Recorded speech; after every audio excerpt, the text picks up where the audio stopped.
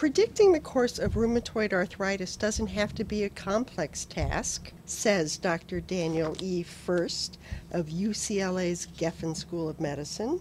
In fact, it's actually fairly straightforward.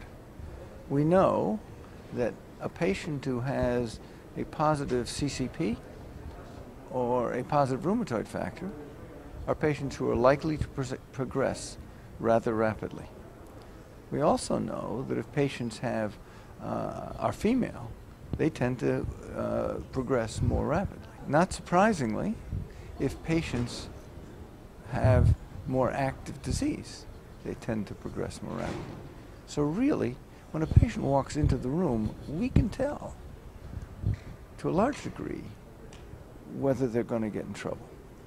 If they're a woman, if they have active disease, and after simple testing, if they have anti-CCP or rheumatoid factor, they're likely to be progressors.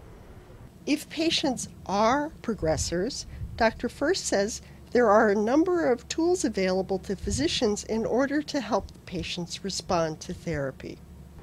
I think there is actually more data with respect to response to methotrexate. There was a good study which showed that patients who are CCP positive tend to respond both clinically and in terms of x-rays much better than if they're CCP negative. Now, I think in the future, it's very likely that there will be genetic signatures which will tell us if a patient's going to be a responder to TNF-I or TNF blockers. We don't have that yet, but it's coming, so I'm pretty comfortable with that.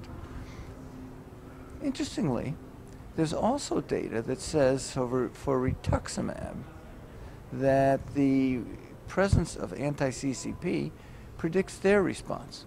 In fact, if you're anti-CCP positive, you have about a 70% chance of responding, whereas if you're anti-CCP negative, you probably only have about a 40% response rate.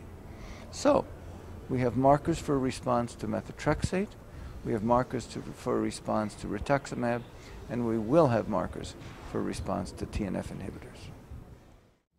This is Sally Cubiton reporting from the annual Perspectives in Rheumatic Diseases meeting in Santa Monica, California, for Elsevier Global Medical News Network.